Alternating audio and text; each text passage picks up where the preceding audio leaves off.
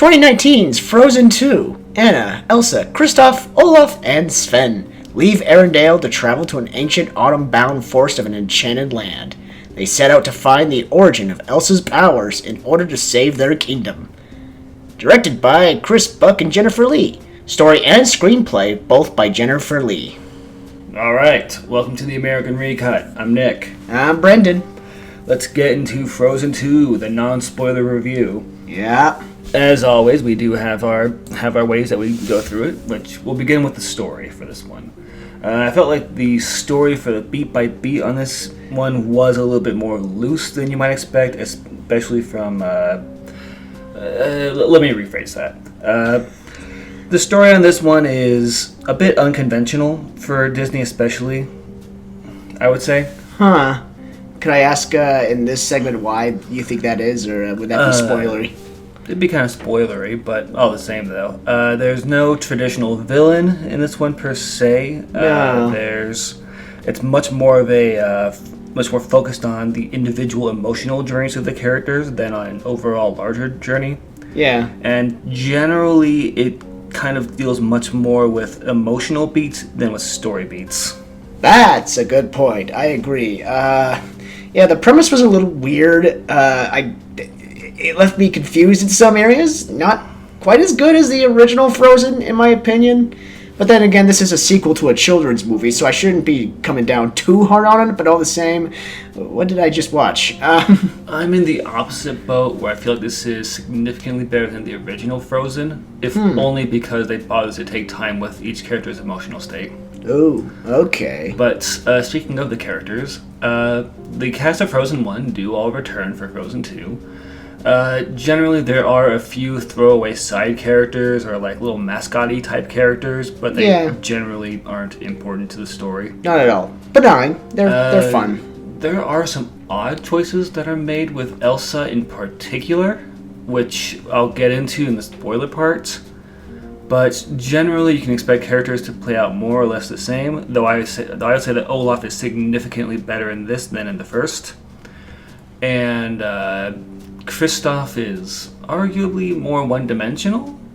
I'll get into that later on as well, though. I gotta agree with you on the Olaf part. Olaf kind of surprised me. He kind of, he kind of went through some changes, which good for him, you know? Good for him. His gimmick is fun in this one. That's all I'll say about it. Agreed. As far as effects go, you can kind of expect the same effects as you did in the first movie. Similar effects, but they do have some new environments, new environmental detail. There's more than just a dead frozen forest in this one. It looks pretty good for a lot of scenes. Oh, very much so. There's a lot of scenes that take advantage of the setting and the new location, and there's a lot of scenes that look really good. There's a lot of variety on the palette instead of just kind of the one place that's there in the first movie.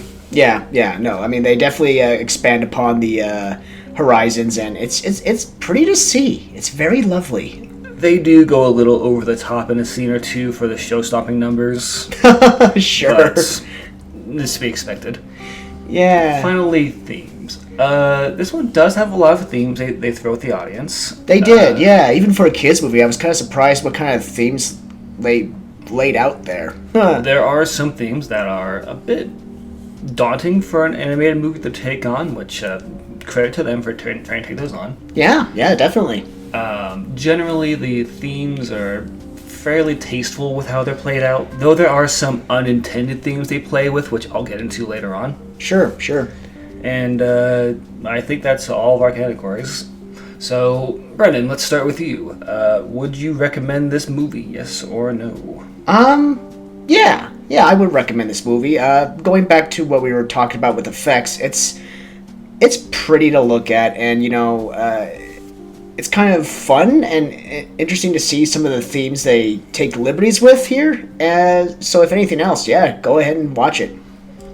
Likewise, I would also recommend this movie. It does have places where it kind of trips and a bit kind of fails in places. There's some nitpicks you can make, but overall the core story is strong. The characters go through satisfying arcs overall.